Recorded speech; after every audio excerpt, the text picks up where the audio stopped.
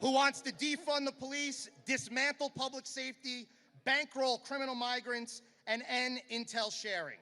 Well, here in Nassau County, we don't defund the police, we defend the police. We support the police. And we thank God for the men and women who wear the shield. You see, ladies and gentlemen, the same philosophy is driving President Trump's administration. For too long, criminals were given excuses when victims were given condolences. Fraudsters stole billions, organized crime networks exploited our government. Identity thieves preyed upon hardworking Americans, and too many people in Washington, D.C. treated fraud like an accounting problem. President Trump understands what every cop understands. Fraud is crime, and fraud doesn't end with stolen money. Fraud is funding violent crime. Fraud is fueling organized crime, narcotics distribution, and human trafficking. Fraud is bankrolling hate and anti-Semitism. Follow the money far enough, and sometimes you find something much darker at the other end. That's why fighting isn't just about saving money, it's about saving lives. President Trump and Vice President J.D. Vance have unleashed federal law enforcement to do exactly that. President Trump created the White House Task Force to Eliminate Fraud, led by Vice President J.D. Vance, bringing agencies across America together with one mission: fight fraud, follow the money, and stop the criminals. At the Department of Labor, Acting Secretary Keith Sonderling and I are working side by side to protect the American workers, root out fraud and corruption, and make sure programs meant to help Americans aren't being used as ATMs by criminals. My team will exhaust every lead, hunt every criminal, and be unwavering in delivering justice. And you're going to hear today from two leaders who are proving what happens when we let law enforcement do their job.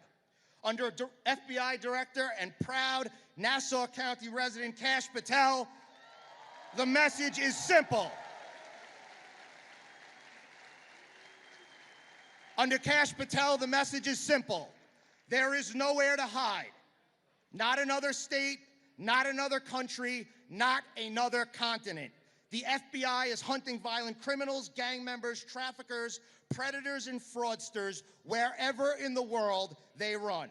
And Attorney General Todd Blanche brings an unrelenting passion to one mission: keeping the American people safe. At the Department of Justice, alongside the National Fraud Enforcement Division, they're recognizing what those of us in law enforcement already knew. You cannot separate the war on fraud from the war on crime. At the Department of Labor, we're part of that fight. We're following the money, we're investigating criminal networks, we're protecting American workers, and when the evidence takes us from fraud to trafficking, to guns, to narcotics, to organized crime, or to sheer violence, we keep going. Because I say it everywhere I go. Crime and fraud is a tax that you never voted for. And criminals thrive when they believe nobody is coming. Well, guess what? Under President Donald J. Trump, somebody is coming. The investigators are coming. The federal agents are coming. The prosecutors are coming. And handcuffs and prison cells are also coming. But before I leave this stage, I want to do something. If you're a police officer or served in police, please stand up. Firefighters, EMS, correction officers, federal law enforcement, fire marshals, and every other member of law enforcement.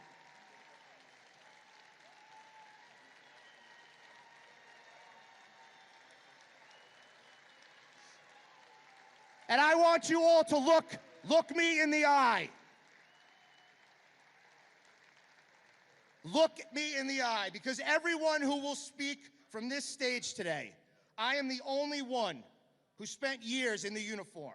I've walked to the unknown. I've stood beside cops and firefighters on their worst and best days. I know what it means when your family watches you walk out the door not knowing what the next call will bring. So I'm not telling you this as a government official or as a politician. I'm telling you this as one of you. Never forget who stood with you. Never forget who backed you when others attacked you. And never forget who believes that the men and women willing to run towards danger deserve the respect of their country.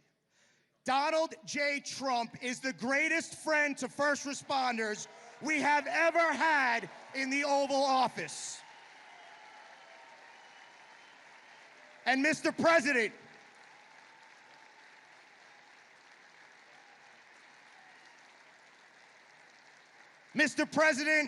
from every cop, every firefighter, every EMT, every correction officer, every marshal, and every first responder standing here today, we've got your back because you've always had ours.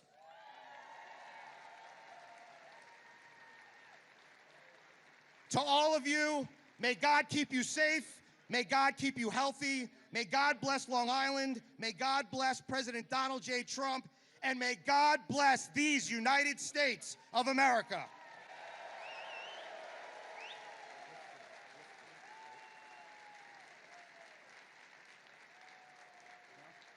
Ladies and gentlemen, please welcome to the stage, Town of Hempstead Receiver of Taxes, Janine Driscoll.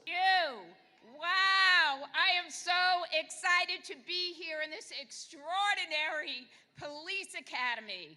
Thank you for your service. Who is ready to see the 47th President of the United States, Donald J. Trump? Woo! Looking across the aisles, I see thousands of hardworking and dedicated patriots who love their faith, family, and they love this country as much as I do. I have to tell you, it fills my heart with so much pride and joy to stand before you as a representative of America's largest township, the town of Hempstead, as your receiver of taxes.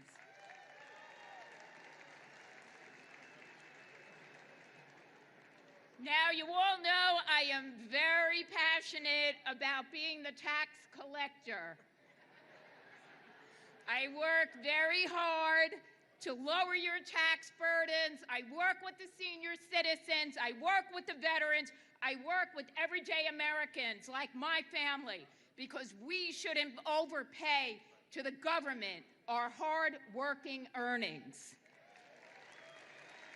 We fight for every single dollar you earn because you work hard for your money. I think there was a song about that back in the 80s, and it belongs in your pocket and your bank accounts, not the government's. But today, we are talking about something much bigger. Today, I want to talk about the reason why we are here on Long Island. I grew up in Middle Village, Queens, and I loved it. Any Middle Village people here today? Over here.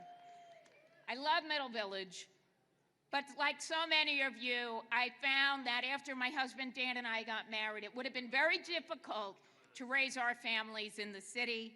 So we moved out here, and this is where we decided to raise our 5 children. They're great kids. One of them actually was my escort today. He's working hard.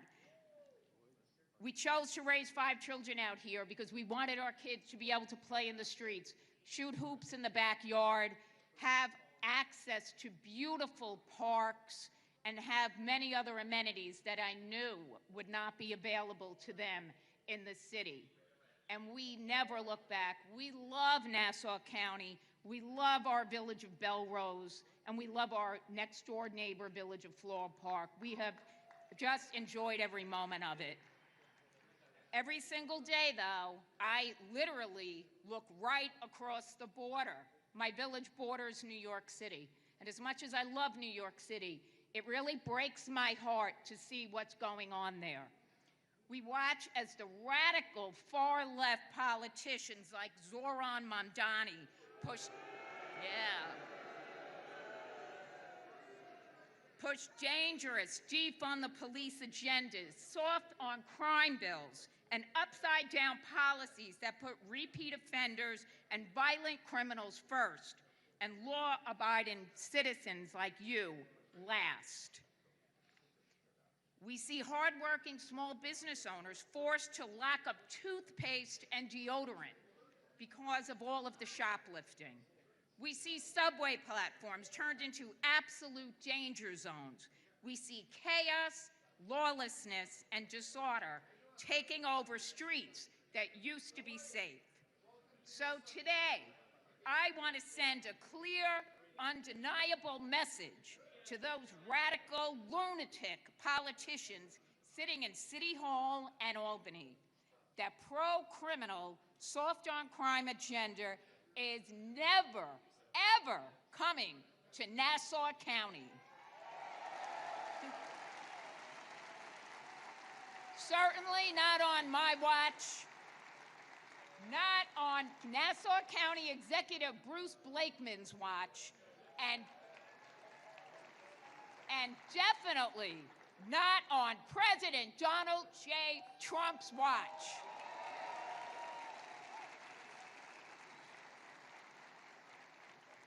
This fight is deeply, deeply personal to me.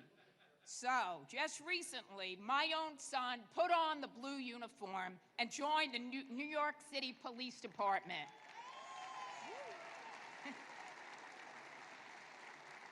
He's in the police academy.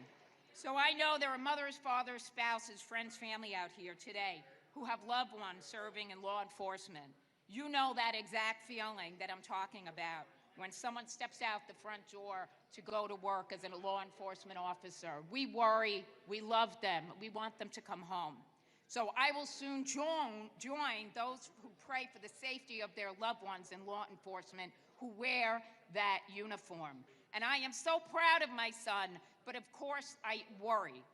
And it breaks my heart. Honestly, as a mother of 5, it makes me absolutely furious that my son and his brave brothers and sisters in blue will step out onto the streets of New York City with elected officials, including their own lunatic mayor, and see that they do not have their backs. Our men and women in uniform run towards the danger when everyone else is running away. They put their lives on the line for complete strangers every single day. And they aren't just public servants.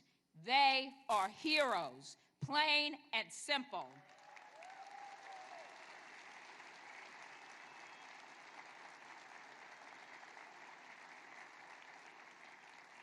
The absolute bare minimum they deserve from elected officials is 100% unwavering support, complete respect, and of course, the full backing of the law.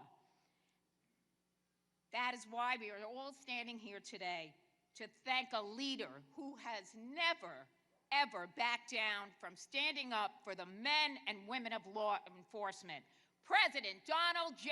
Trump.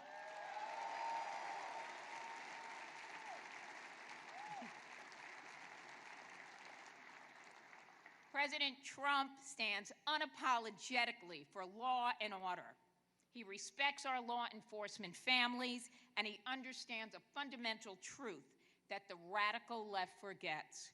You cannot have a prosperous nation without safe streets, secure communities, and a strong, protected border.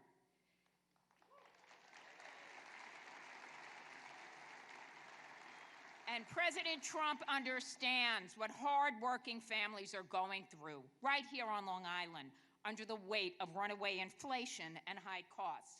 When President Trump brought forward his bold economic solutions like no tax on tips, no tax on overtime, that was a game changer for most Americans, especially us here in Nassau County.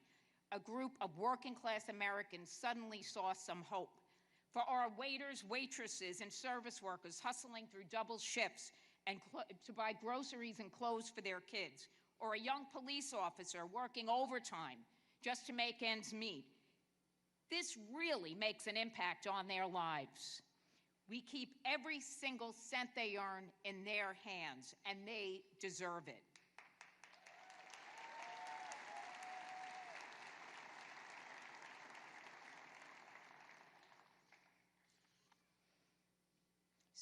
So many times when I'm out, usually grocery shopping, that's really much I do the most in my life, people come up to me and they do say, Janine, they're like, you know, these economic policies of the president actually are helping me. It's unbelievable that there's no tax on tips, no tax on overtime. So we need to keep that going. We have to keep people here in Nassau County. We don't want them to leave. We want to make life continuously more affordable. So at the end of the day, my promise to you as your tax receiver remains absolute. I will keep fighting every single day to lower your property tax burden and protect the financial future of your family. But my promise to you as a mother is even simpler. I will never stop fighting to keep radical, dangerous policies out of our neighborhoods, to support our brave police officers, and to keep the beautiful streets of Nassau County safe for our children. We stand together for law and order. We stand together for safe neighborhoods, and we stand for secure borders. And together, we will keep the town of Hempstead the absolute best place in the world to work, live, and raise a family. So, I want to thank you all for coming here today. May God bless you all. May God bless the USA. And God bless our brave police officers who protect us every day.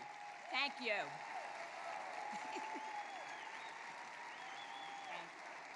Ladies and gentlemen, please welcome to the stage Mike LaPetrie.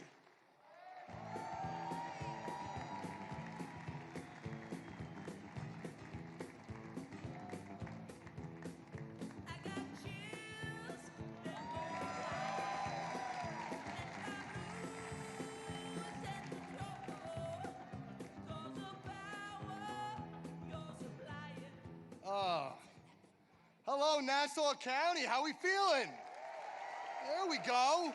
Got President Trump in the house. Get ready for what's ahead. Good afternoon, all. My name is Mike LaPetrie. I'm an attorney, former New York State Assemblyman, and your Republican nominee for United States Congress in the 3rd Congressional District, which has become one of the top target seats in the nation to flip. Right now, this seat is occupied by none other than two-faced Tom Suozzi. He says one thing, but ooh, down in Washington, he stabs you right in the back with his votes. When Republicans pushed and passed legislation to fund law enforcement and implement voter ID, he votes against it. When Republicans push to keep boys out of girls' sports, he votes against it. When Republicans lifted the SALT tax cap to provide real financial relief to middle-class families, he voted against it. All the while, Tom Suozzi made millions upon millions of dollars trading stocks while in Congress. And when it came time to ban stock trading in Congress, well, I see over there Sid Rosenberg, he voted against it. Ladies and gentlemen, when it comes time to enriching the lives, the people of the 3rd Congressional District and Americans all across this country, rather than himself, Tom Suozzi is against it. But, I offer the people an alternative.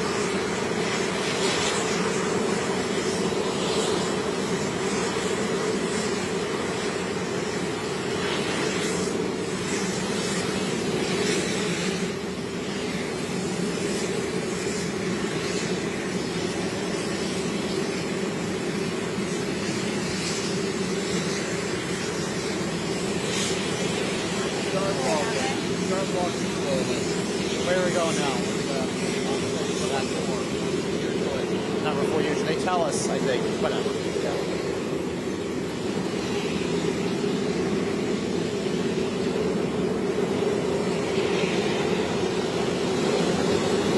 The Oscar helicopter.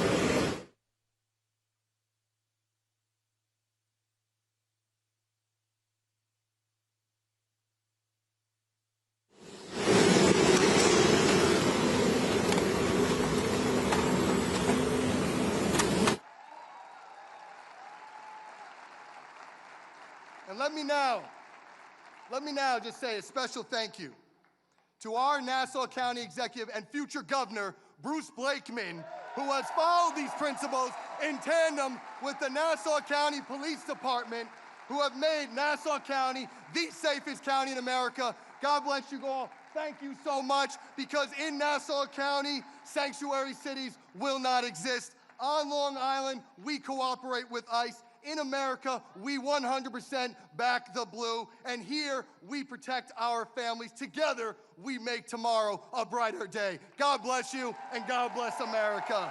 Thank you so much.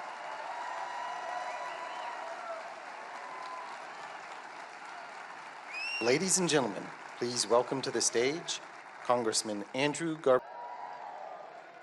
It is great to be here with you all. First, I want to thank President Trump for his leadership and his commitment to strengthening law enforcement across this country.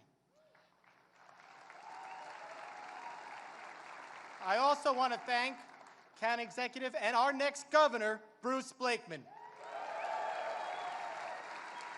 He built this wonderful facility, and he has always backed the blue. And finally, I want to thank Commissioner Ryder, the Nassau County Police Department, and all of the officers and families here today.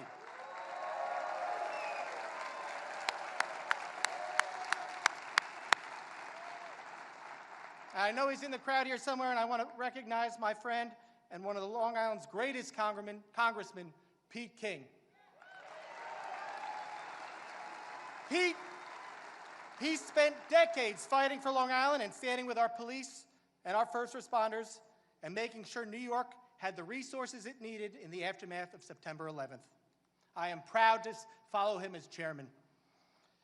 As someone who was born and raised on Long Island, I'm honored to be here with the men and women who have dedicated their careers to serving the place I call home. Representing Long Island in Congress and serving as the chairman of the Homeland Security Committee, it is an honor. One of the most important responsibilities I have is making sure we keep our promises to the men and women who have sacrificed for this country. Next month marks the 25th anniversary of September 11th. For us, this isn't just another date on the calendar. Nearly every Long Island family knows someone who was there that day or who answered the call in the weeks that followed. Police officers, firefighters, EMS personnel, our building trades, and countless others stepped forward when our country needed them most.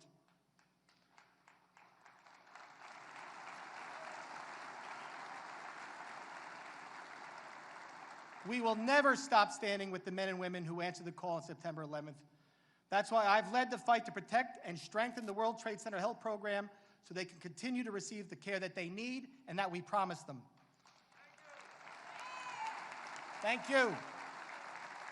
But I want to thank President Trump for continuing to stand with our 9/11 responders and survivors, and for signing this critical law into funding into law.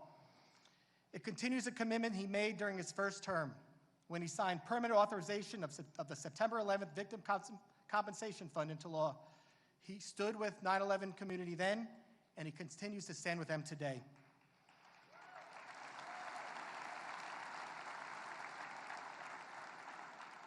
In my role as chairman, I've had the opportunity to work alongside law enforcement agencies both locally and nationally.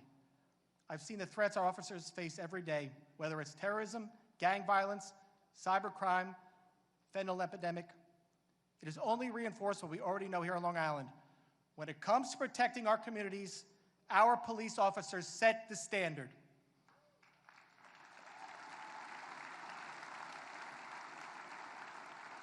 One of the greatest challenges we face is the flow of dangerous drugs and criminal organizations exploiting our borders. For 4 years under the Biden administration, we saw the consequences of an open border that allow dangerous drugs and criminals to enter our country and put communities like ours at risk. Over 10 million people illegally crossed the southern border in his 4 years, including people on the terrorism watch list. President Trump has made border security a priority from day one, putting the American people first. Since President Trump took office in 2025, we have seen historically low legal border crossings, and there have been 0 people paroled into this country. Now that's what I call a secure border.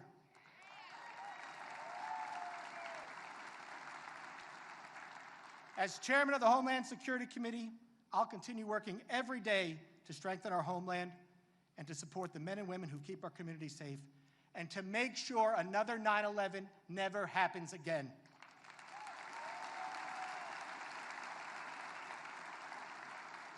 To every member of the Nassau County Police Department and to all law enforcement officers here in New York, thank you for your service, your sacrifice, and your commitment to the people of Long Island. Thank you, President Trump, for supporting Long Island and for always backing the blue. God bless you all, and God bless America. Ladies and gentlemen, please welcome to the stage Nassau County Executive Bruce Blakeman.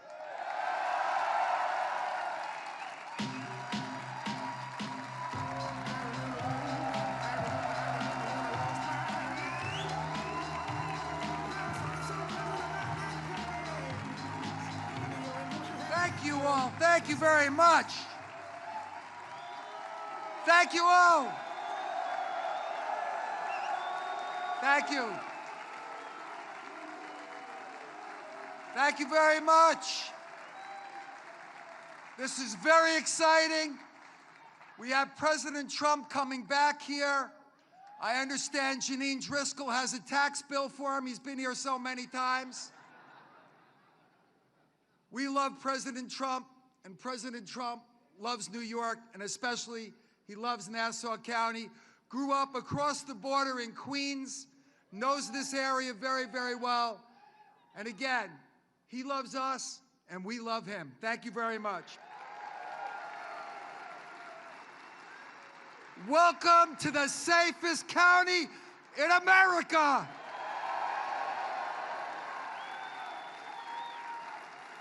We've got some great law enforcement professionals that are with us tonight. First of all, you don't know this, but I found out, I did a little of my own investigative work, and I found out that Todd Blanche's wife is from Nassau County. Let's hear it for our Attorney General, Todd Blanche, in the house tonight.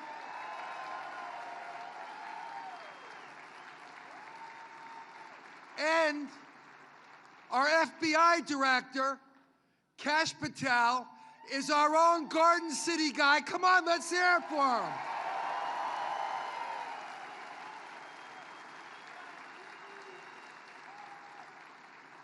I look around, I see the sheriff of Madison County, my running mate, a Syracuse law enforcement professional, highly decorated Todd Hood. Where are you, Todd? There he is.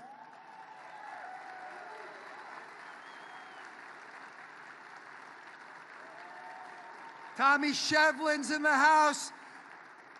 Bill Borgignon, Ricky Frasetti, and let's hear it for all of them, and Pete Lilly from our corrections officers. Zach Sheena's with us, a criminal rights activist. Where's Zach? Stand up, Zach. Good to see you, brother. And we have Ronan and Orna Nutra. Their son was killed on October 7th. Thank you for joining with us. We love you from right here in Plainview, New York. God bless you.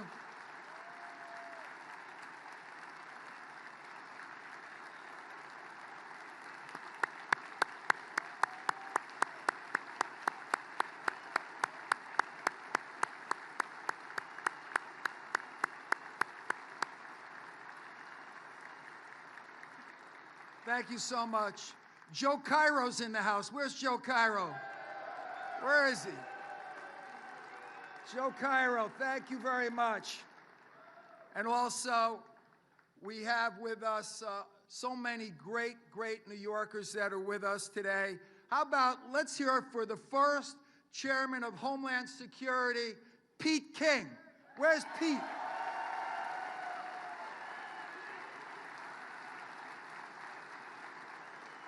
And wasn't Rabbi Weinstock great? And Rabbi Kamenetsky's there. God bless. Pastor Garcia, where is he? There he is in the back. Father Fasano, where is he? Father Fasano, Father Duffy. I mention them and I tell you why. They are bringing God into this house tonight. They are bringing spirituality. And we celebrate freedom of religion here in Nassau County. I want to thank Commissioner Ryder for the outstanding job. First Deputy Fenton McCormick and SIS. And how about our police officers, corrections officers, deputy sheriffs, our cadets, our volunteer firefighters?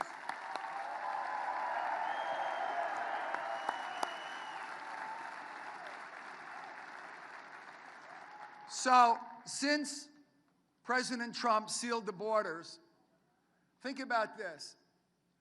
Our opioid deaths, our fentanyl deaths have gone way down.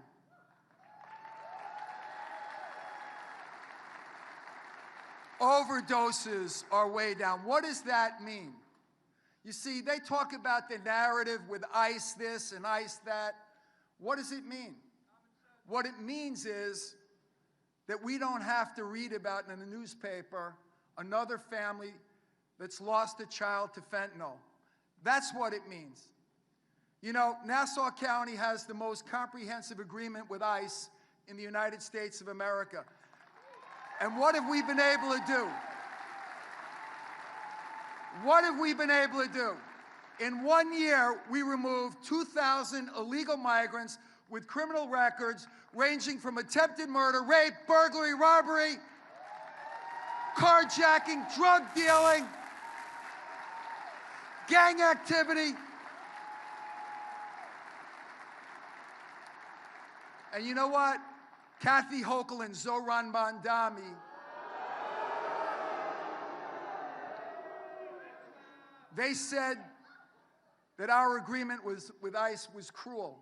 First of all, we removed those people who would commit crimes in our county, our region, and our state without raiding one church, one daycare center, one school, one hospital, because we cooperated with our federal law enforcement partners. We were able to do it in an orderly way. But they say that we're cruel. You know what's cruel? There's an 18-year-old girl, Sheridan Gorman, who was gunned down in Chicago with the same laws that we have here in New York State.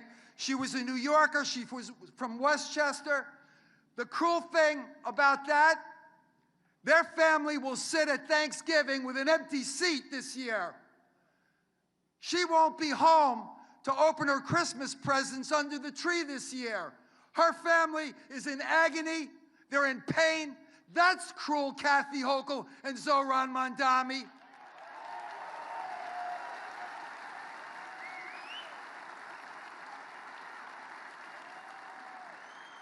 We have, think about this.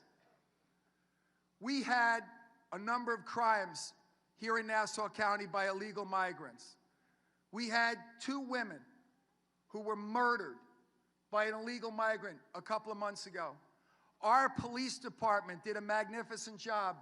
They seized 47 illegal guns. They seized heroin and cocaine with a drug gang led by illegal migrants. Kathy Hochul, Where do you want those guns? What neighborhood do you want to destroy? Where do you want those drugs? What community do you want to destroy? Where do you want those illegal migrants with criminal records to live? You want them back in New York? We say no.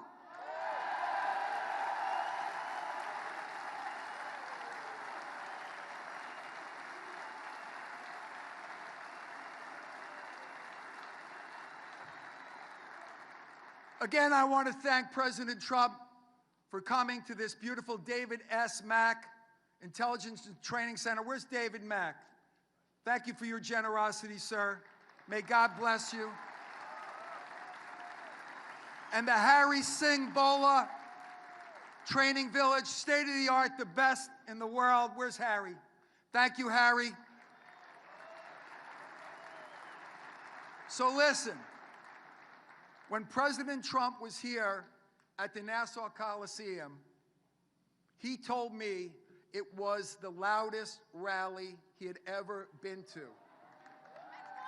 A janitor that worked at the Coliseum since it opened, said to President Trump on the way out, that was the loudest crowd that he had ever heard, including Game 7 of the Stanley Cup. So listen, I promised President Trump that if he came here today, that he would meet people of every race, religion, ethnic group, people of all abilities and lifestyles with one common goal, safer communities. And I said, Mr. President, this will be the loudest crowd that you've heard this year. So you're gonna help me? Let's practice. You're gonna help us? May God bless you all, and God bless America. Thank you.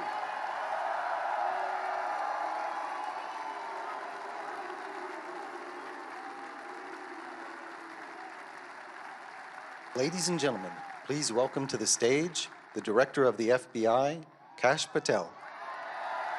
It is awesome to be back home in Nassau County, right here in Garden City. This was my home for 3 decades. I loved growing up here. I grew up here safe because of the men and women in law enforcement. They safeguarded my family. I'm a first-generation Indian American whose parents fled a genocide from East Africa and lawfully immigrated to this country to watch their son become the 9th director of the FBI, and there's one reason for that. I'm living the American dream because of the men and women in law enforcement, because these guys kept us safe every single day when we didn't ask them to. They didn't care where we came from. They didn't care about the color of our skin. Thank you from the bottom of our hearts. You guys are the bravest warriors on God's green earth.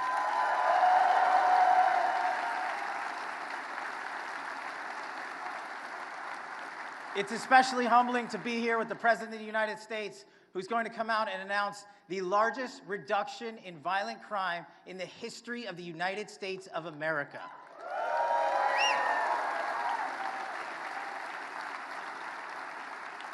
President Trump, thank you for backing law enforcement. Thank you for funding law enforcement. Thank you for loving law enforcement.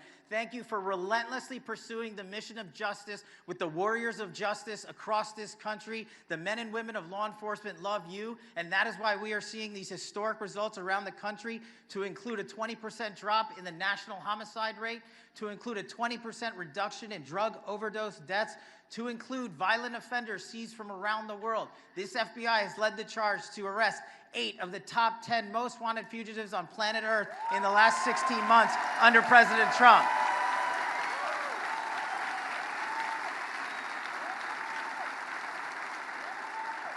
President Trump's mission to make America safe again, as he campaigned, he is delivering on that promise. And it is such an honor to be here in Nassau County, back in my home, when he's about to walk on stage and give you the latest update on the statistics. And they are not just statistics. I've spent 10 years working for President Trump.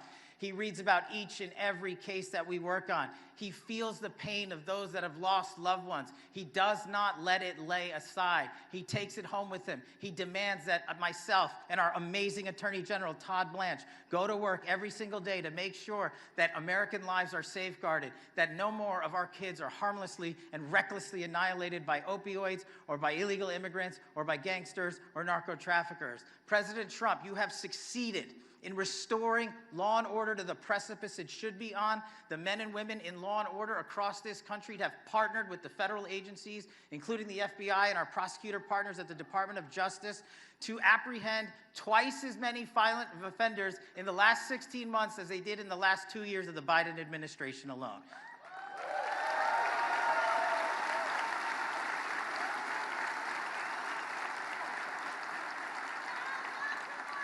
And selfishly, President Trump, I'm living the American dream because of you. I'm living the American dream because you backed the law and order. You backed the blue. You funded the police, and you let the men and women of law enforcement put the handcuffs on bad guys instead of putting the handcuffs on them. So we are going to continue this mission together. We're going to carry forward the mission of crushing violent crime and defending the homeland. We are going to be relentless pursuers of justice. We are going to safeguard our communities. We are going to save our kids. And thanks to President Trump's brilliant leadership, the American dream is not a dream anymore. It is a reality. I'm living it. We're living it together. Thank you, Nassau County. Thank you, Strong Island. Thank you to the men and women of law and order.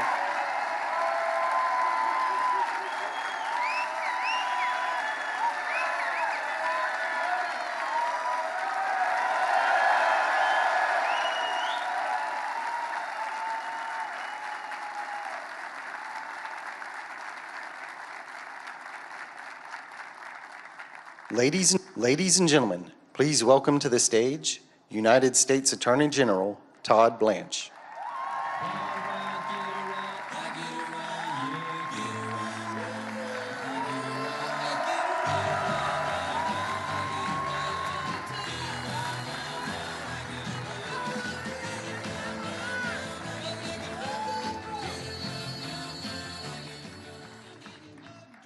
How's everybody doing?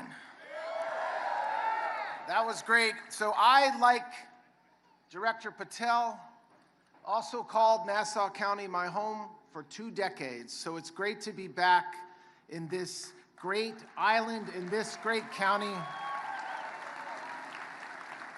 I want to thank the Nassau County Police Department for hosting us today in this phenomenal facility. And thank you. We just heard from our great Nassau County Executive, Bruce Blakeman, who is doing everything we need him to do to back the blue, to support law enforcement, and to make this county a safe county that we can all raise our kids in. Since the beginning of President Trump's administration, the Department of Justice has moved at lightning speed. We have charged 170,000 criminals in this country. And just to put that in perspective, that's 50,000 more than the last administration did over the same time period. And we're doing that because we have a president who has said repeatedly that he backs the blue, that he loves law enforcement, that he wants to make this country safe. And indeed, the reason why we're here today is to celebrate what we've done, making America safe again and delivering on President Trump's promise. And that's something we should all celebrate today. The Department of Justice, for starters, is dismantling foreign terrorist organizations and drug cartels. Since President Trump took office, the leaders of the Sinaloa cartel and the CJ&G cartels have come here, been convicted, and not been sentenced to a number of years in prison. They were sentenced to letters, L-I-F-E.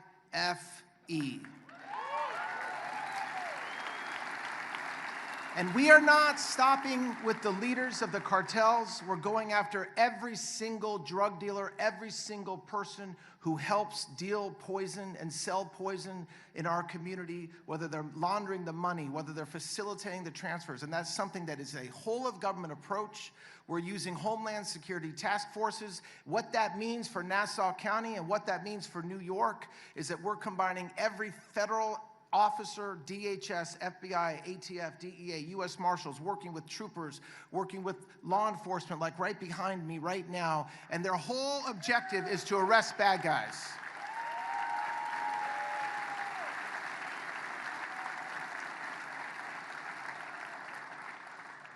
As Cass just told you, it is hard to overstate the effectiveness of what we did in 2025. The first year of this administration, we saw the largest decrease in violent crimes in 100 years. And what that shows you, it shows you what happens when you have a leader, when you have President Trump empowering all of us, empowering me, empowering federal law enforcement to partner with our state and local cops, sheriffs, everybody. It happens when you back the blue every step of the way. My administration, in my Department of Justice, if anybody touches a federal law enforcement officer in any way inappropriate, we will prosecute them to the fullest extent of the law.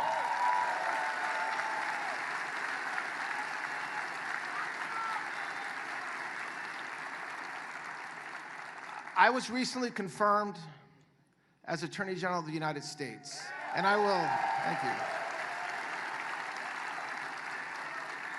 And I am not taking my foot off the gas. I know that the men and women in law enforcement, many in this room, many behind me, they want to know that their leaders support them, and we do. They want to know that we support the work they're doing, the fact that they're sacrificing their lives, that they're missing holidays, they're missing weekends, they're missing dinners, so that we all can live in a safe community. And I will commit that I will hold every criminal accountable until every community in this country is as safe as Nassau County.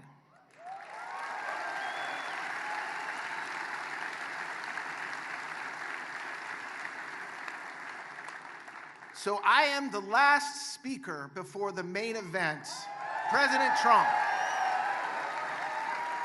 And I am thrilled and honored and humbled to be able to spend a few minutes with you today, but I know that you are not here to hear from me. And so I will end by saying, first of all, thank you. If you are a member of law enforcement like you guys, thank you. If you have a loved one, if you have a brother, if you have a sister, a parent, a son, a friend who's a cop, the next time you see them, tell them thank you on my behalf, because it is truly an honor to lead the Department of Justice, but I know that the work that I do is really nothing compared to the men and women in law enforcement do every day. So I want to thank you guys for being here today. I want to thank President Trump for his leadership. And I want to tell you, God bless America, God bless the blue, and God bless everybody in this room. Thank you very much. Thank you.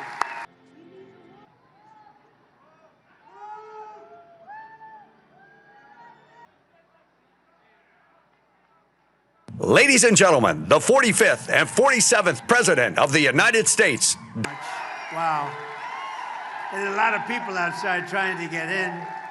A lot of people outside, but I just want to say a very special hello to New York and a very, very special hello, Long Island. I love Long Island. I'm thrilled to be back in the state I love, and I do love it. I'm so proud of it, but it's going in bad direction. We got to change it around. We'll get Bruce in there. We'll change it around. We're going to change it around. You watch, he's going to do well, but to be with the hardworking patriots of Nassau County, appreciate it. And we're especially grateful to be joined by the incredible men and women of Nassau County Police Department and a lot of other law enforcement.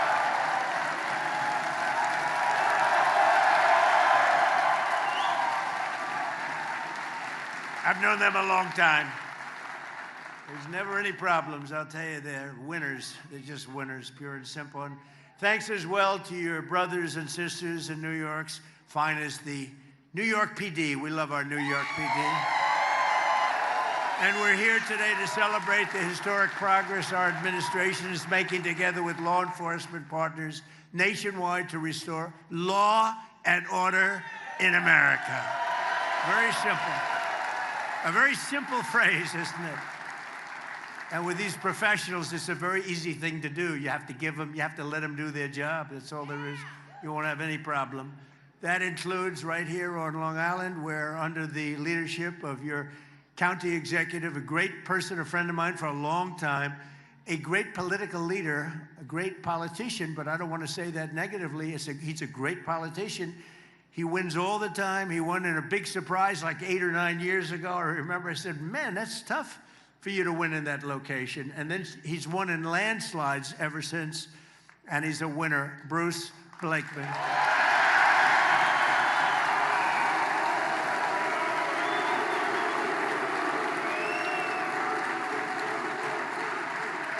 And I said it. I said when Bruce's name got up, I said, you know, if they give that guy just a little bit of a chance, just a little bit of fair treatment from the fake news and everyone else, he's going to win. No, he's going to win. I mean it. But under Bruce, think of this. Nassau County has been rated the #1 safest county in the United States of America. That's not bad. That's not bad. Think of that, the #1 safest county in the United States of America. There's, I think, 6,700 counties. That's not bad, Bruce. Let's keep it up. Do a little bit better next time. How do you top that? U.S. News and World Report gives you a perfect score in terms of crime, 100 out of 100. And under the Trump administration, we're working every day with leaders like Bruce and local police like we have here. We have some of the greatest police officers in the world in this room. And a lot of them, unfortunately, they're standing outside trying to get in. Should we let them in? I don't know. We don't have any room, but let's let them in anyway. Who the hell cares? Who cares? Let's let them in anyway. But dangerous offenders off our streets, and they've taken them, they've brought them off our streets, put savage criminals behind bars, and you know what they're doing? They're making America safe again. They've done a fantastic job. And in the past 4 years before I took office, our country was overrun by violent criminals. I mean, you remember just a couple of years ago how bad it was, right? It was really bad. Foreign gangs, savage thugs with Biden. Sleepy Joe. What a horrible 4 years. That was 4 years in hell. We lived in hell. With Biden and the radical left Democrats. We call them Democrats now because their policies are so dumb. Fighting to defund the police. Does that play well in this room? Is there anybody that's in favor of defunding the police in this particular? You'd be afraid to say it if you were. And wide open borders with millions and millions of people pouring in from all over the world, including prisons and jails and mental institutions, insane asylum. You know what that is? That's a mental institution on steroids. You know that. They come from both, including 11,888 murderers, many of whom have killed more than one person. More than 50% killed more than one person. And we took them in with open arms. How stupid could we be? But we're getting them the hell out. They're moving out fast. We're getting them out, and you help them. And the biggest problem we have, the biggest impediment we have are sanctuary cities, you know, where they protect criminals.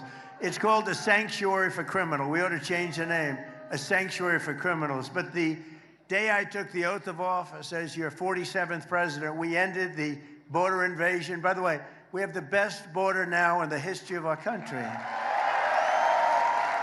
We ended the war on police, and we declared a very strong war on crime. It's been really amazing. We've led our outstanding new Attorney General, happens to be with us. I was surprised to see him. He just got sworn in 2 days ago.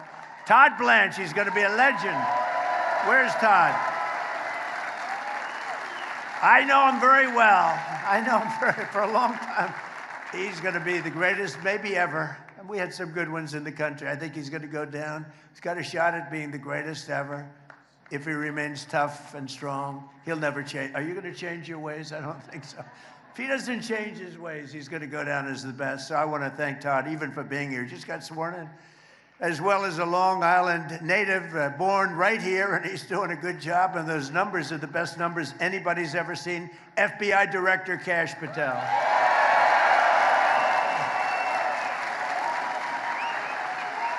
Best numbers anybody's ever seen on crime. With your help, last year we achieved the largest drop in murder rate ever recorded, the lowest level in 125 years. That's since the year 1900. That was before my father was born. He would not have liked me saying that because he always liked to say he's quite young. But he wouldn't have liked that. Think of it, 125 years ago, we broke the record. It's amazing.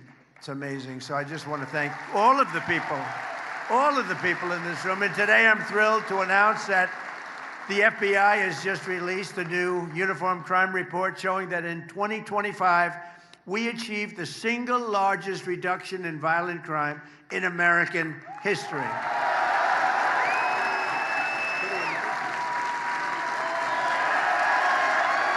Pretty amazing.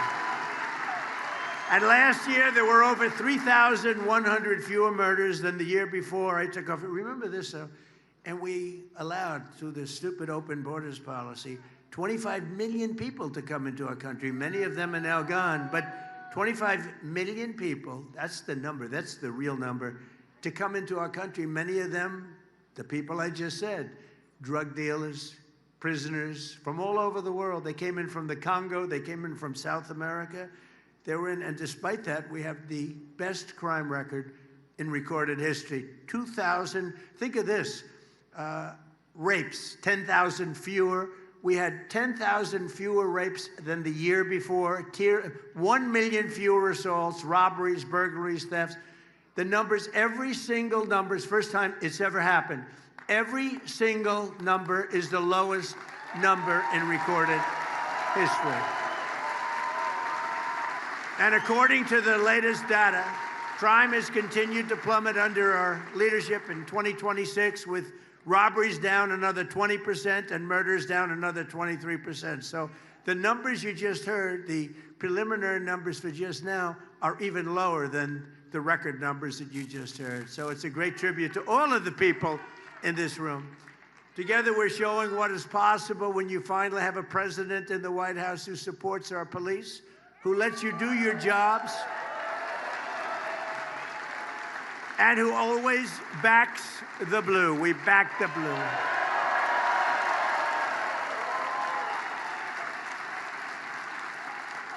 And you know, and I have been from the beginning, long before I ran for office. Who would have thought 10 years ago? I've been doing this for now a long time, but not that long if you think I'm president, if you think it's a pretty quick trip. But I'm with you, and always was 100%. 100%. And my administration is proving billions, and we're giving you billions and billions of dollars to hire, equip, and train new police officers. We're giving you more money than you've ever been given in history. More money, and you're going out and you're buying the best equipment you can buy. As president, I will always protect our qualified immunity. Would you like qualified immunity, everybody? Qualified immunity. It's always very important. I also deployed the National Guard and federal law enforcement to restore public safety in our nation's capital, Washington, D.C. And in D.C., Memphis, and New Orleans, we've removed over 30,000 criminals from the streets in a single year. In Memphis, crime is down 71%. In New Orleans, crime is down 75%. And in D.C., crime is down 81%.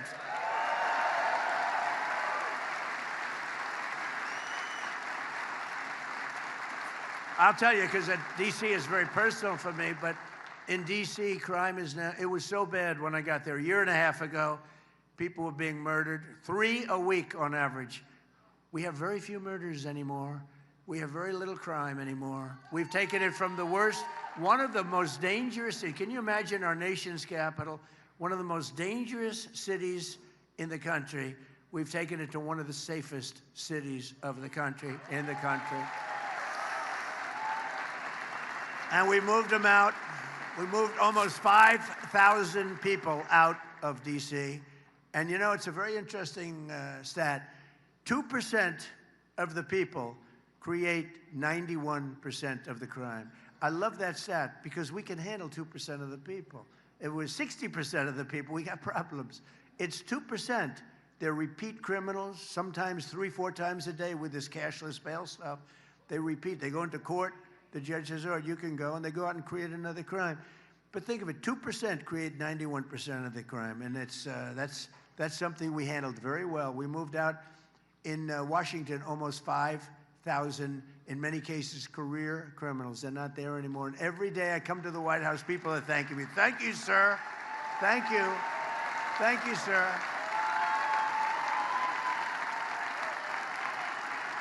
No, these young, beautiful girls, these young, beautiful girls in the White House, you know, they come in.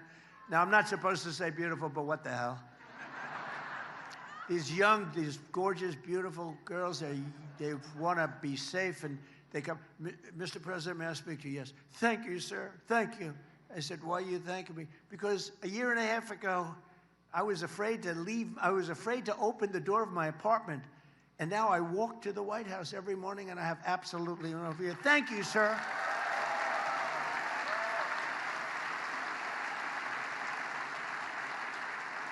Now I get it all the time. Men, women, older men, younger men, and older women and younger women, they're all saying thank you, and I know exactly what they mean. We lived in a hellhole. 2 years ago, we were in a hellhole, and now we have one of the safest cities, and it should be safe. It's our nation's capital. We represent the whole universe, frankly, because there's nothing like the United States. Look at what we've done.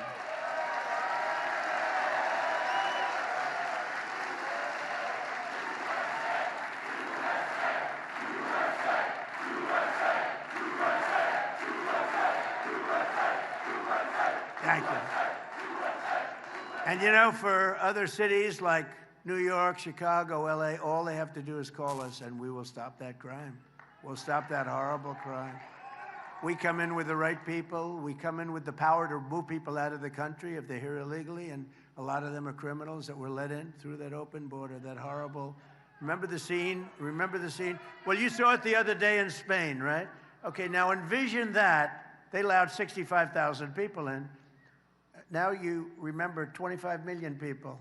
We were worse. That was like that every single day in our country, and that went on for months and months. And then we had a border czar, as you remember, Kamala. She was the border czar. She never went to the border, and she never once called Border Patrol. Other than that, she did an excellent job. She was a great candidate. I think they should run her again. She was a great candidate. But since I took office, federal law enforcement has arrested incredibly 1.2 million criminals nationwide, and bad ones. We want to make sure we get the bad ones.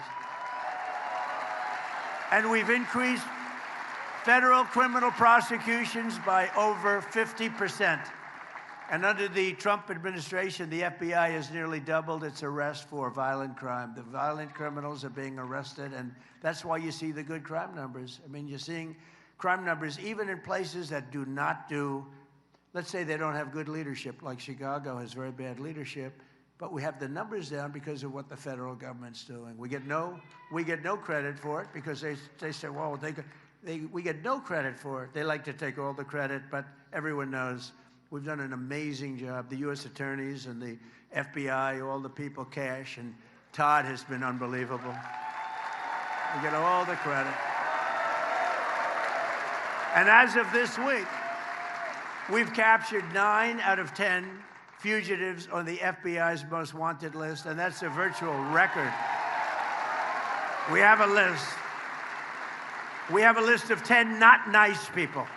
These are not nice people, David Mack. You know, David, stand up, David. One of the wealthiest guys. He's got so much cash.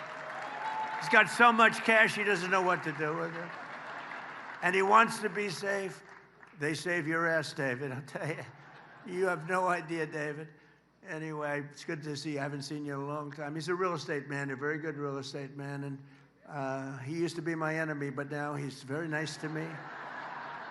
Now he's very nice. He used to be my competitor, but he's a good man. He's a great, brilliant real estate person, too. It's good to have you, David. Shortly after taking office, I signed a historic executive order directing that anyone convicted of killing a police officer should face the death penalty.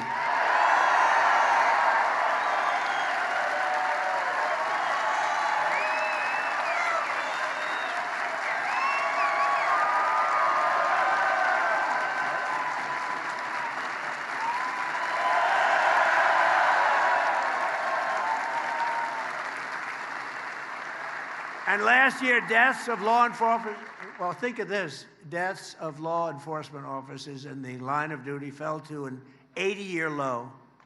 That means people aren't playing games anymore. It's an 80-year low. Still too many, but it's an 80-year low, despite all of our extraordinary progress to restore safety to every community in our land. The radical left, Marxists, the communists, they're communists. These aren't socialists. Socialists are no good, but communists. Remember I said at the State of the Union speech the last one, we will not be a socialist country. I was right. They want to make us a communist country. They've skipped socialism.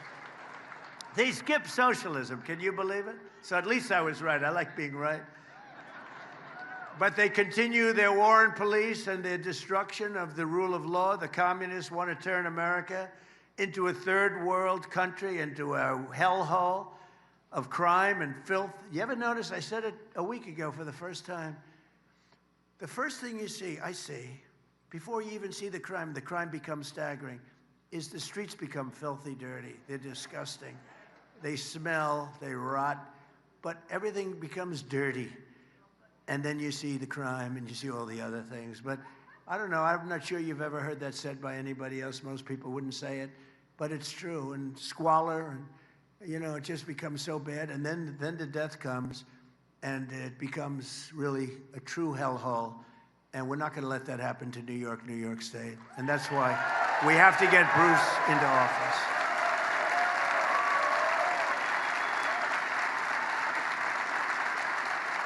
We got to get Bruce in there. Nowhere is the communist attack on American society more clear than here in New York State. The radical left Governor Kathy Hochul has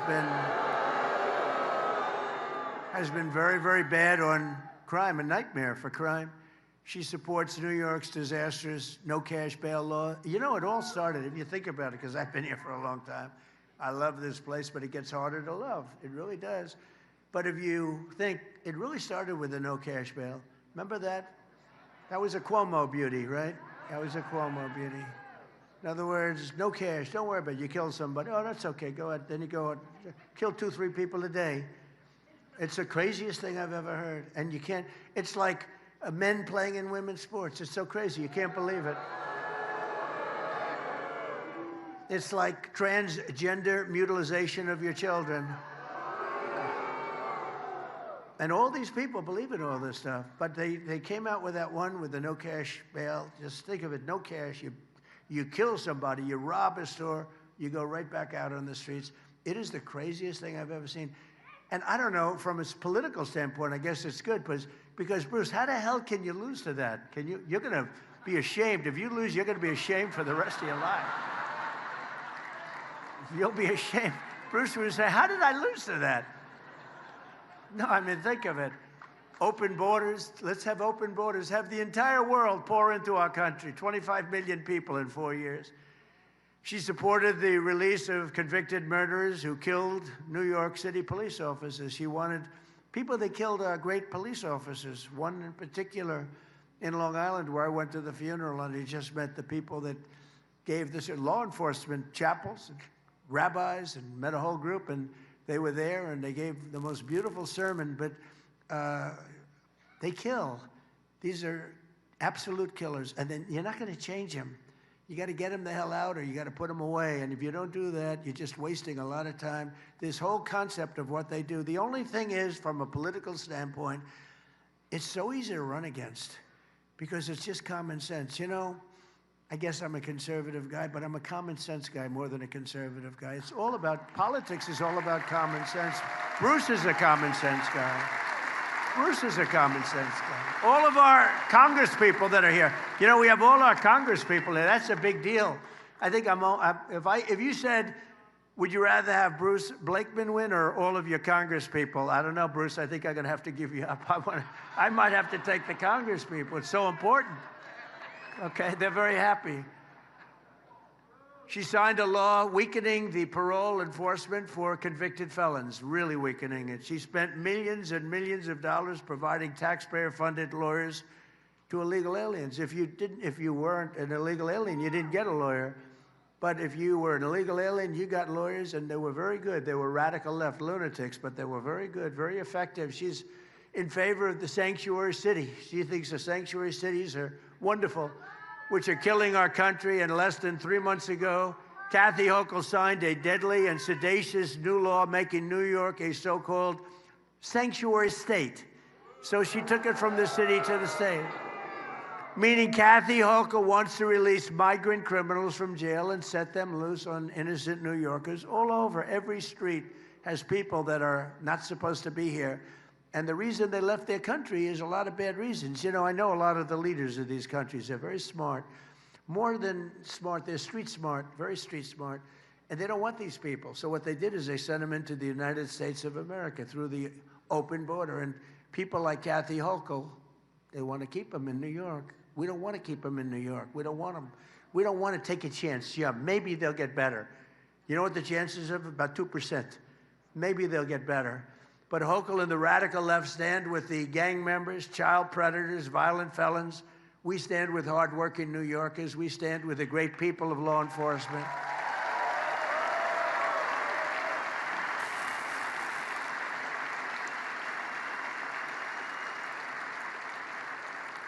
And Hochul and Mayor Mandami were against securing our border. They were against our massive tax cuts. They were against no tax on tips, no tax on overtime, and no tax on Social Security for our seniors. They were against all of that. They fought it like hell. Is that right, Congressman? Am I right? Nick, right? They fought like crazy. I mean, we didn't get one vote. We have no tax on tips, no tax on overtime, and you cops get a lot of overtime, I wish you. You get a lot of overtime. I made you a lot of money, but you deserve it. And no tax on Social Security. Think of it for the seniors, and a lot of seniors. Is anybody happy about that, seniors? Are you happy about it? Well, let me do a quick poll.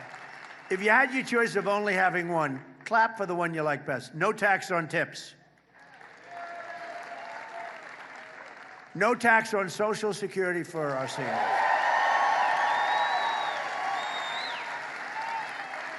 No tax on overtime.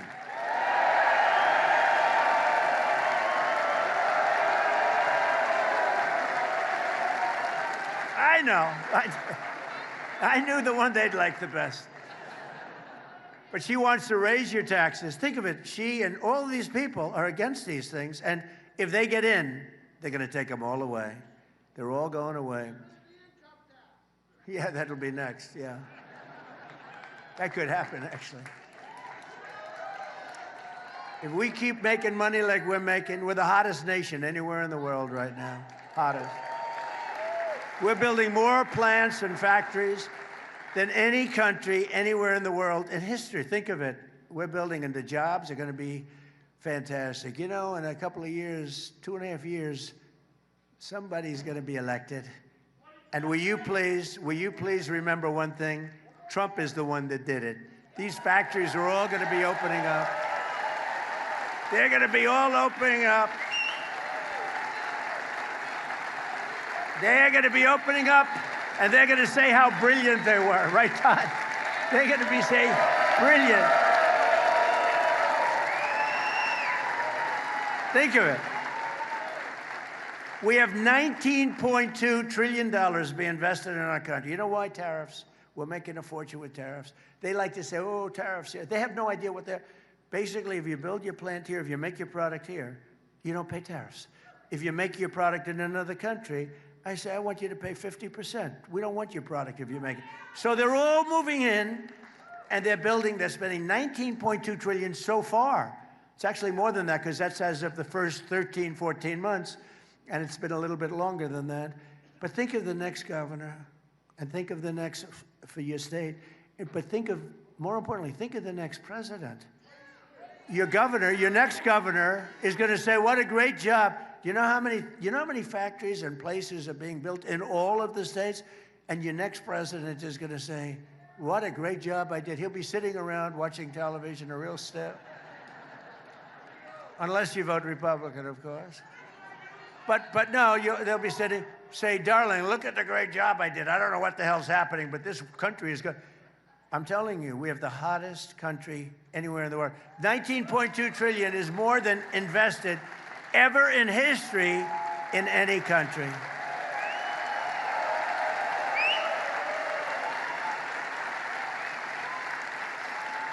And another little stat, I love these stats. I love these. I hate reading these boring speeches because, to be honest with you, isn't it nice to have a president that doesn't have to read a teleprompter? Teleprompters are easy. They're bored. You get a little bored with teleprompters. But here's a stat that they never write down, but I think it's one of the most. At this moment, right now, there are more people working in the United States of America than ever before. We've never had anywhere, not even close. Think of that stat, right? Think of that stat. And one other thing I have to say, you know, they keep talking about affordability. Affordability, you know, I walk in, I'm in office one day, and those fakers, look at all that press back there. Wow, fake news.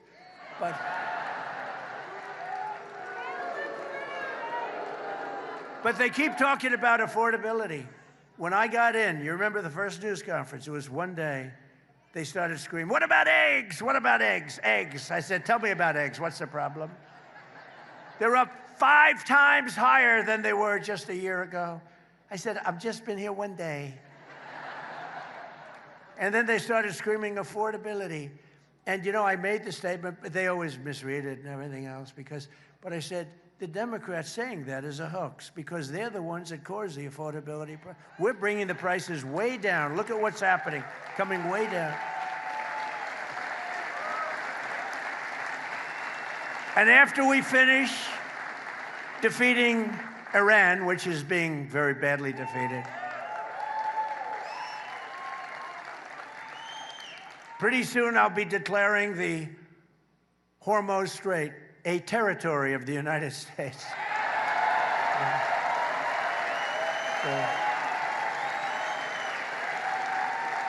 Essentially, that's what it is. We have the blockade. No ships get through unless we want them to. But, and how about Venezuela? Venezuela was a one-day war. And now we work great with them. We've taken in millions and millions of barrels of oil.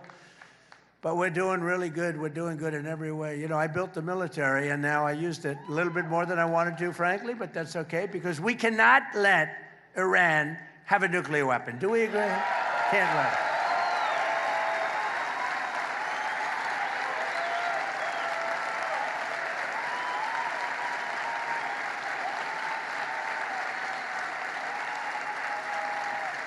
So most things are down.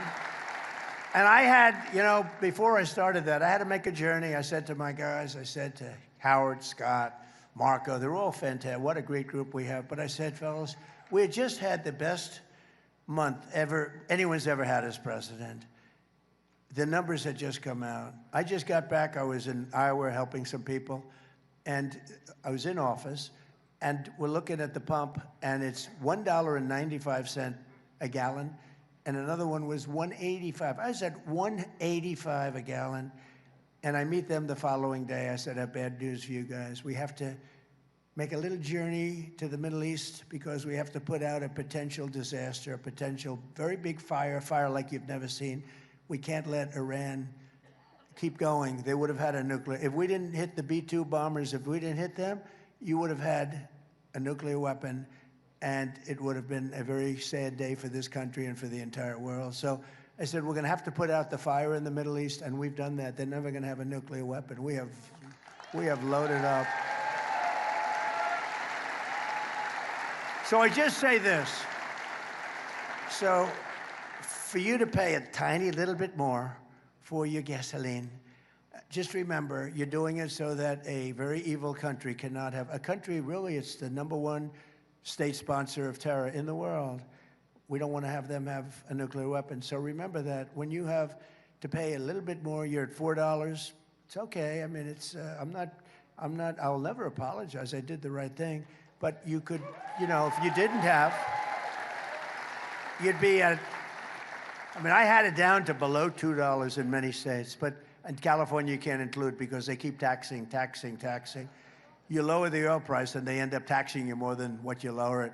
But you just have to remember that what we're doing is a great service for the world, not only for ourselves, for the world. And we're really doing a great job. Our military is unbelievable. The blockade is unstoppable. It's a wall of steel. The blockade is a wall of steel. But the policies of Hochul and the Democrat colleagues, like crooked, oh, she's the worst. Is she the worst? Crooked Attorney General Letitia James.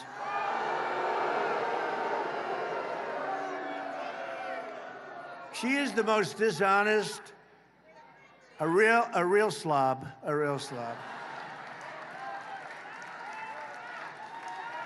You know, they had her. She got off on a technicality. They had her. But she got off on a technicality. But let's see what happens. You remember when she was campaigning and we will stop Donald Trump. She's not supposed to say that. She's the Attorney General. We will stop. She didn't know anything about me. But she campaigned on we will stop Donald Trump. Well, I think I'm hearing, am I here as president? Yeah, She's, by the way, Letitia James is a disgrace to law, order, law enforcement. She's a disgrace. She's a dishonest person, very dishonest, very crooked person. Remember, I used to say that about James Comey. I was right. These are dishonest. These are dirty cops. You know the expression? You got dirty cops, too. Letitia James is essentially a dirty cop. And you have a person running, who I just met today for the first time, and I've endorsed her, running for Attorney General. Where the hell are you, ma'am? Where are you?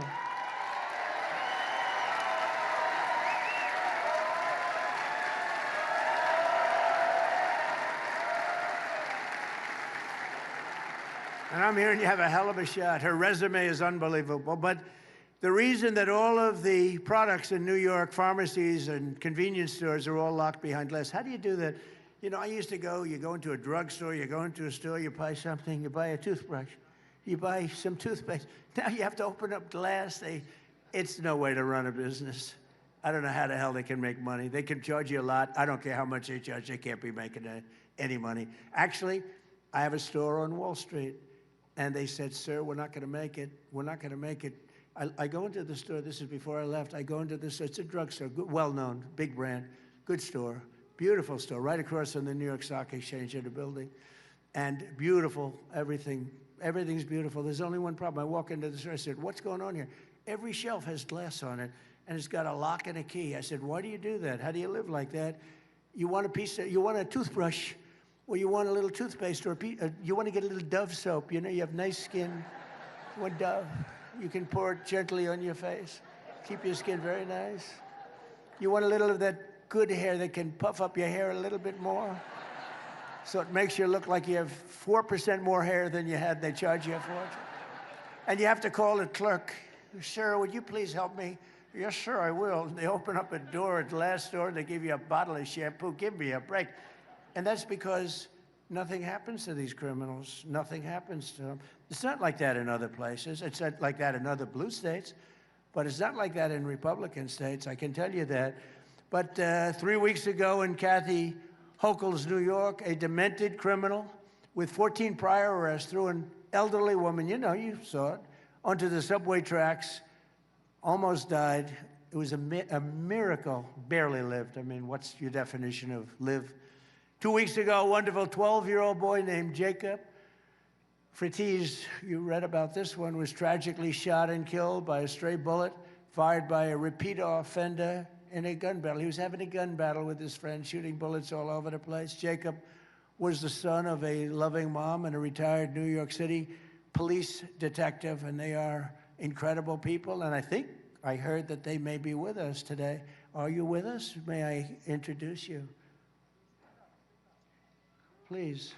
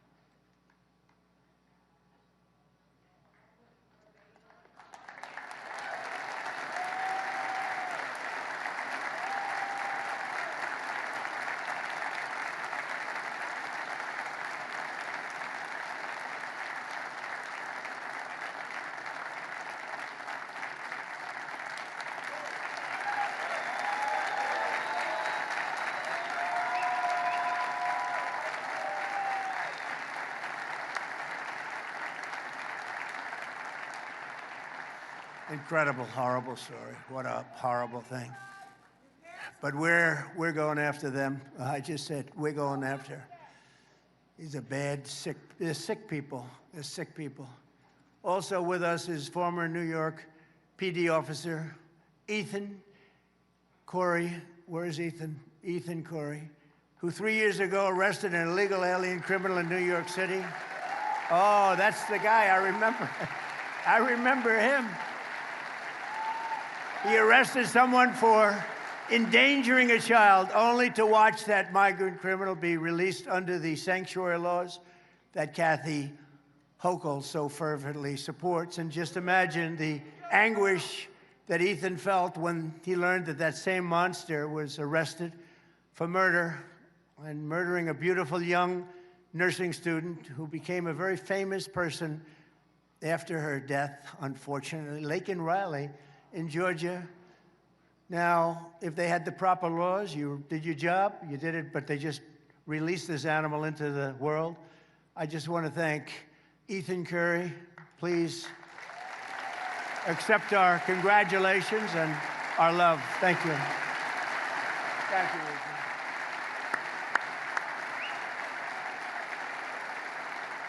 And he was devastated. He was devastated. We've been together twice. But he was devastated because he had the guy. It was all done, and they released him. And he said, don't release him, don't release him. Begged him, but they released him, and he went on. The following couple of days later, he killed Laken Riley. Thanks to our Republican majorities in Congress last year, it was my honor to sign the Laken Riley Act into law, helping us ensure migrant criminals are swiftly deported. It's been held up too. It's been people are following it very closely, but and we named it after Laken for a very good reason. The family was devastated.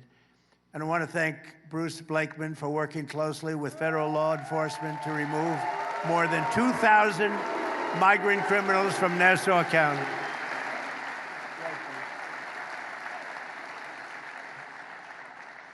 He removed 2,000 absolute total criminals. That's why your records are so good. That's why you're #1 in the whole country. I got to check that, Bruce. I don't know about that. But that's why you're #1 in the country. It's time for the people of New York to remind your politicians that their job is not to protect the criminals. Their job is to protect the good, hardworking people of New York.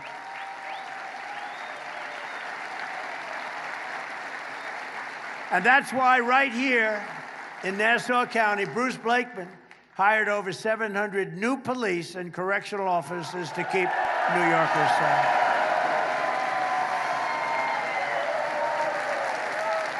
I don't know. Should we do this? Come on up, Bruce. Come on. Should we do it? Come up, Bruce.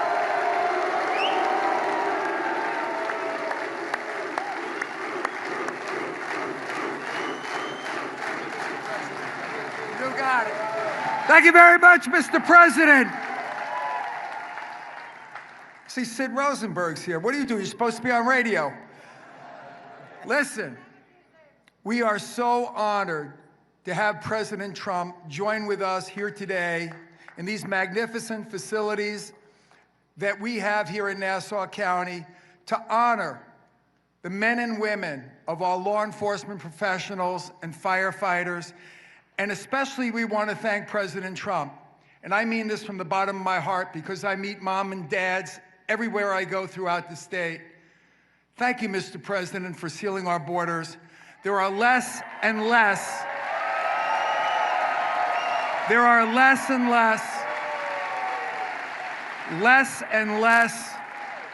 moms and dads that are burying their children from fentanyl and the illegal drugs that came through our porous borders during Biden-Harris. Thank you, President Trump, and God bless you for everything you do. We appreciate you. Keep going.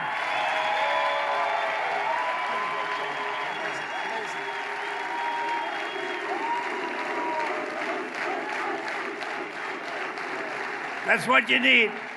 That's what you need. He'll be great. No doubt about it. A lot of times I'm with people and I'm sort of not very sure. I'm sure of this one. He's going to be great. The official communist platform calls for abolishing the police, abolishing prisons, abolishing qualified immunity, abolishing all immigration enforcement, and giving full amnesty to 50 million illegal aliens. How about that? One of Mayor Mondami's closest allies in New York, Daria Liza Avila. I've never heard of her. Who the hell is she? Called police pigs. They're pigs. She said, they're pigs. And she said that end policing, full stop. That's her campaign. That's what she says, end policing, full stop. The radical extremist has not been disavowed by Chuck Schumer, who's a Palestinian. He's a full-fledged Palestinian. In fact, I'm looking for Palestinian garb. I'm going to send it to him for his birthday. I know him very well. Or crazy Nancy Pelosi, she's totally crazy. If you got to know her, you'd say she's crazy. Or Kathy Hochul, who's done such a poor job in New York. In fact, she has the congressional Democrats full support. Think of it. Every Democrat, not the people are going to vote for Bruce Blakeman, but the politicians, they're all for her. Begrudgingly, I have to tell you. The mayor came in very late for her, if you remember. Communism is the greatest threat to our country in history, including World War I, World War II, Pearl Harbor, or even 9/11. Today, we declare again that America is going to be greater than ever before. It's going to be great. You know, I had a little expression that I came up with called Make America Great Again, MAGA. Who thought that was going to happen when we first said it 10 years ago? All right? First said it, I came up, I said, that's a good sound. Who would have thought? But we're joined today by some of the warriors in Congress who are standing up for our values, including Representatives Nick LaLota, Andrew Garbarino, Nicole Malliotakis, and your former congressman, a friend of mine, Anthony D'Esposito. Anthony. And thanks as well to Sheriff Todd Hood, fantastic guy. Kaylee Buller, who's running. Anthony Constantino, who's running for Congress. Janine Driscoll and Mike LaPetri. Come on up, fellas, come on up. We got to get them in office. Come on up. Get up here. Come on up here. What the hell? It's late in the week. We have a couple of minutes. Wow, we are so excited. Thank you, President Trump, for lighting this room on fire. We love the work you've done to make Nassau County the best county in New York. We appreciate all the devotion. And thank you for coming here today to support us to keep the Republican agenda going in Washington. Thank you, Thank you, Mr. President. America is the hottest nation because of you, sir. America's swagger is back. Our enemies fear us. Our allies respect us. And Mr. President, you are here because you know we choose common sense over chaos, and we 100% back the blue. God bless you, Mr. President. Thank you so much. Long Island, are you fired up? Hey, listen here. Mr. President, thank you for being with us here on Long Island. Now listen, Suffolk County, we're pretty safe too. Any Suffolk County folks in the house?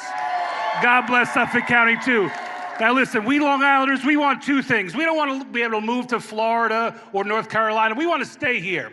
And we need two things to stay here. And you're helping us a lot, Mr. President. We want to make it more affordable, and you cutting our taxes helps us stay here on Long Island, but also making us safer. We got our cops here too. We love that you're supporting the blue. We love that you're here on Long Island. God bless you, Mr. President.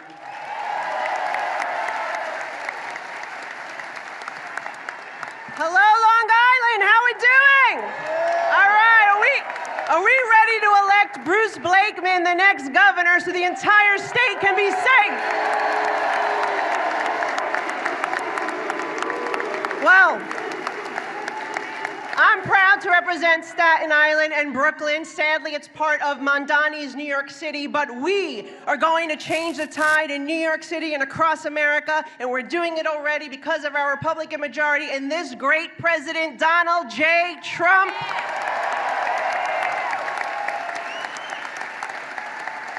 My mother fled communist Cuba, and we will never allow that to happen here in the United States, the greatest and freest country in the world. Thank you, and God bless.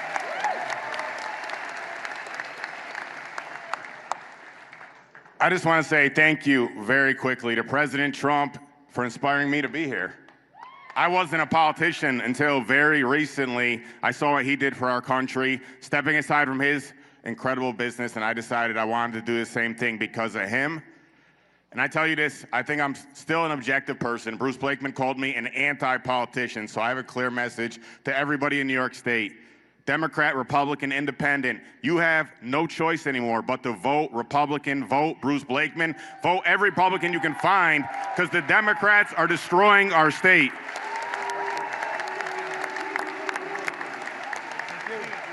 Thank you again, everybody. One thing we didn't mention today, but we have to, this would not have happened without the president. Let's thank him for getting our SALT deduction back. Thank you very much, Mr. President. Thank you. Thank you, everybody.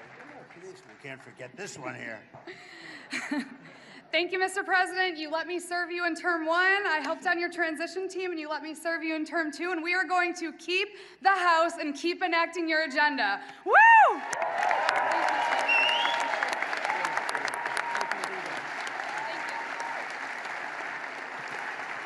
Thank you very much. They're fighters. What you need is fighters. Also with us is New York Republican Party Chair Ed Cox. Where's Ed? Thank you, Ed. Good job. You got a hot one going, Ed. A friend of mine for a long time, Nassau County Chair Joe Cairo.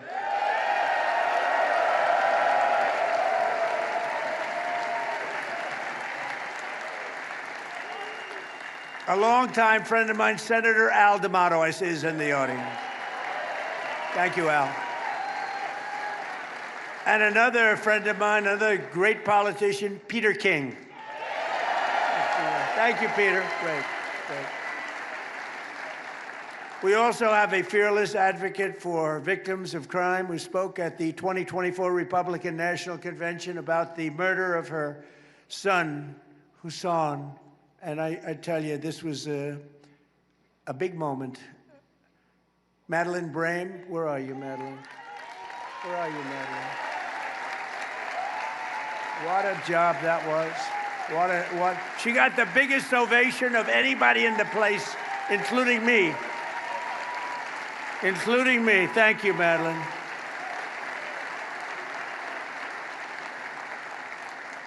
Thank you very much. She got a hand for 5 minutes. They were applauding you on the job because they got to know you on television, talking about your great son, and I appreciate it. Along with another passionate advocate for crime victims and a survivor of very violent crime, Jasmine Robles. Thank you. Thank you, Jasmine.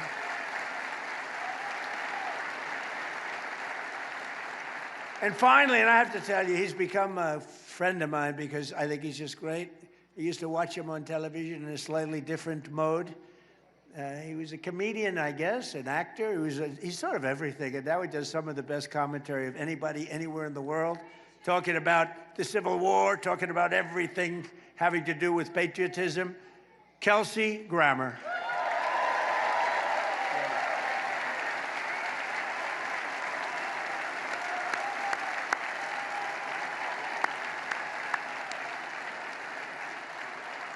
Thank you, Kelsey. I don't know what it is, you know.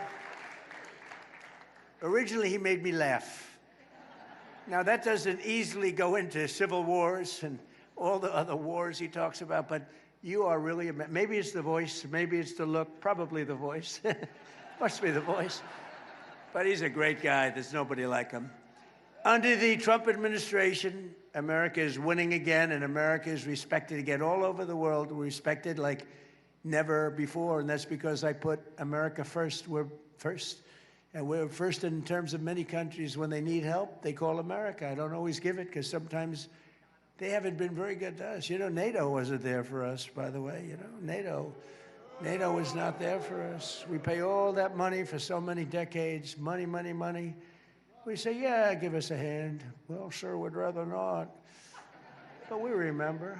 We inherited the worst border in the history of the United States, so we quickly turned it into the most secure border in the history of our country. We took the worst border, and within a 60-day period, we turned it into the best. And I did it twice. If you remember, I did it in 2016, and then they let it go. But the 2016 border was nothing compared to the border we just had. That border was horrible, what they let into this country. The 2016 was like a secure border by comparison, what we just had to go through. And we did it fast. Remember, they said you couldn't do it, you couldn't secure the border. I did it in really 30 days. 60 days became perfect, but really 30 days. And you know the only difference? Because they said you have to go back to Congress. Yeah, I didn't go back to Congress. The only difference is you had a different president. That's the only difference. In the past 15 months, a historic record of 0 illegal aliens have been admitted into the United States. And we take people in, but they have to come in legally. They have to come in legally. And it was just announced that the total number of attempted illegal border crossings is down by 94%. And by the way, water crossing, you know, for the drugs, 97% down.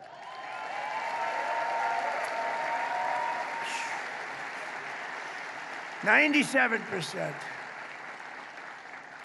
You know, for years we've been interdicting, they like to say, but for years we've been grabbing those boats, bringing them into Miami and different places. They'd be let go in a matter of minutes, always had good lawyers, and they'd be back sailing sometimes that night.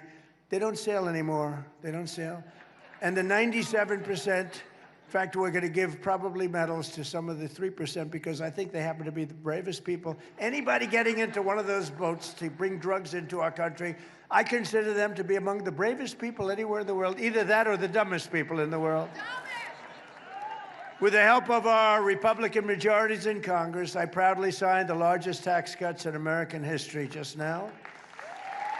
Largest in American history.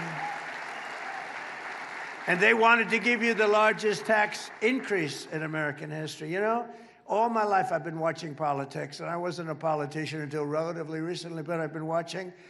And I've always watched politicians, Democrat, Republican, Independent, they get up and we will cut your taxes, we will cut your, even if they didn't mean it, they always said it. These people actually say, we're gonna raise your taxes. We're gonna drive you crazy. We're gonna do things that is shocking. That's why people are leaving New York, because of those policies. It's the dumbest thing I've ever seen. It can't work, it just can't work. And we have to be careful, because as a federal government, we don't wanna throw good money after bad. They're destroying the city. They're destroying the state. We want to be there for the state, but we don't like what's happening is a guaranteed failure. It's a guaranteed failure. It's not like, oh, maybe it'll work. It's a guaranteed failure. We have to be very careful. Under our leadership, the stock market has set almost 80 all-time highs since the election. Set another one. More Americans are working today. As I said, to me, it's one of the coolest, because, you know, they say, well, employment. They say, how's Trump doing in the economy? He's at 42 on the 42. We built the greatest machine in history. It's the greatest in history. More money invested, as I said, $19.2 trillion with a T, $19.2 trillion. And they say, how's he doing on the economy? Oh, he's okay. Not okay. When I say we have the most people working, and by the way, the fake news, you see those people? If I'm wrong by, I have to be very careful. Because if I'm wrong by a ½ point, it's headlines all over the place. When other presidents or Democrats make mistakes, that's okay. But if I misstate something slightly, just a little bit, like a ½ point, ½ point, it's headlines all over the world. Which keeps me extremely honest, I must be honest with you. Under my most favored nation policy on drug prices, we're delivering the largest prescription drug price cuts in the history of our country by far. With price differences of 400, 500, and even 600%. And the headline in most of the papers this morning was the largest drug price decrease in 65 years. And that alone should win us the midterms, really. That alone, because that reduces health care, reduces everything. For decades, Americans paid the highest prices for prescription drugs. We paid more for prescription drugs than anywhere in the world, and now we pay the lowest price anywhere in the world for prescription drugs. And I could tell you how I did it, but it's too boring. All I know is you had to get other countries to agree, and I got every one of them to agree. You know why? If they weren't going to do it, I said, I'm going to raise tariffs on you. I'm going to put 100% tariff. It's going to be 10 times more. Sir, we'd love to do it. We'd be honored to double our prices. They had to double their prices in order for us to get the reduction. But think of that, 400, 500, 600%. We should win the midterms on that alone. We're making the largest ever investment in the United States Armed Forces. Our armed forces are the best in the world.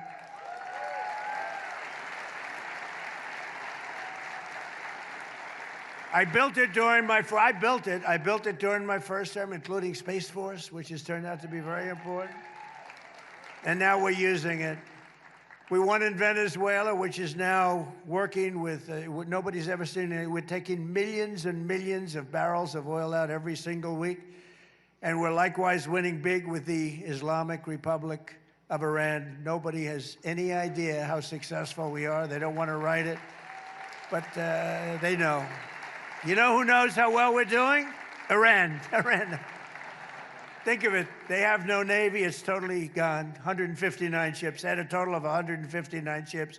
159 ships are right now at the bottom of the sea.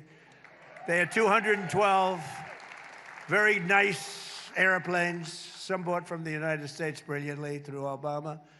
Barack Hussein Obama. Have you heard of him? Barack Hussein Obama. And every one of their airplanes is shot down. It's gone. They have no leadership. Their leadership is gone. Their first tour is gone. Their second tour is gone.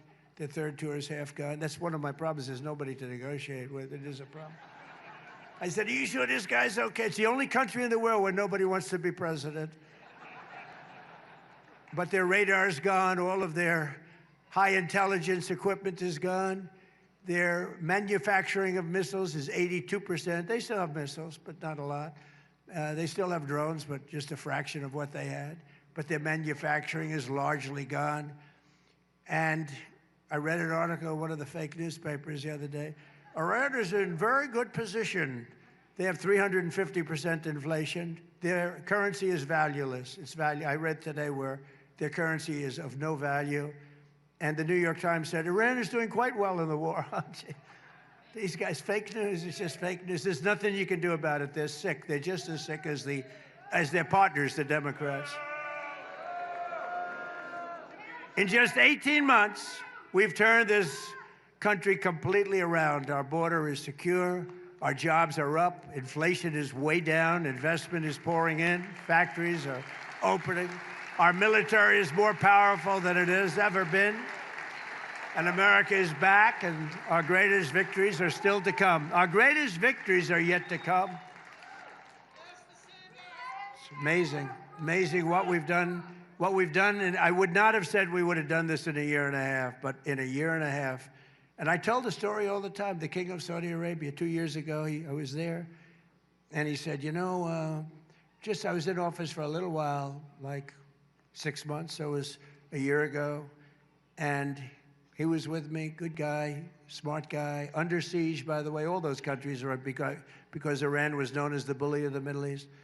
And he said, you know, sir, that a year ago, we said your country was dead, and now you have the hottest country anywhere in the world. He said that. That's where I got the expression. Many other leaders say the same thing.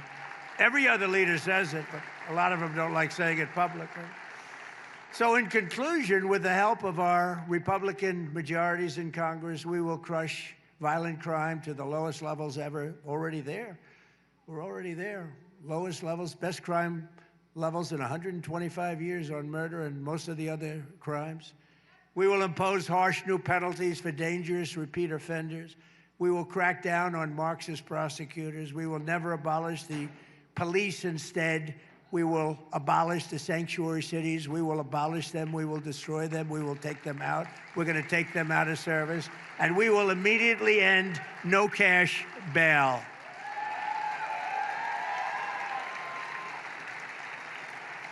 We will pass the great health care plan to stop all payments to big insurance companies. We'll give, you have to understand, the insurance companies are totally controlled, 100%.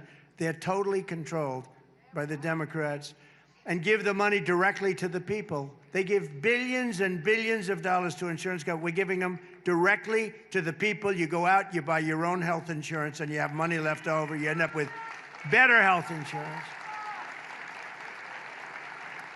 So you're going to get better health insurance at a lower cost. And finally, we will pass the Save America Act to defend our sacred American elections.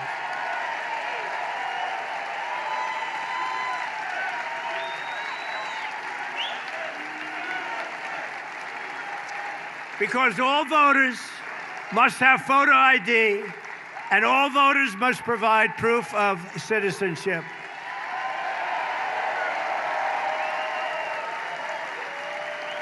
Have to do it. We have to do it. And mail-in ballots, we're going to make them so secure you have no idea. If you want to stay home, you can do it, but we got to make them secure because they are crooked as hell. So thank you. Thank you very much. And we'll also enshrine permanent law. There will be no men in women's sports, and there will be no transgender surgery for your children. No more. And we've essentially killed DEI. Isn't that nice? No more DEI. I don't see the people behind me big on DEI. Were you big on DEI, anybody? That's not a DEI group, I can tell. It never was, by the way. So, ladies and gentlemen of Nassau County, the golden age of America is upon us. It's the golden age. We've never had anything like it. And together with your help and patriots all across this magnificent land, we will make America powerful again. We've already done that. We will make America wealthy again. We've already done that. We will make America healthy again. We're trying to do that. We will make America strong again. We've done that. We will make America proud again. We've done that. We will make America safe again. We've largely done that. And above all, we will make America great again. Thank you very much. God bless you. God bless you. Thank you, everybody.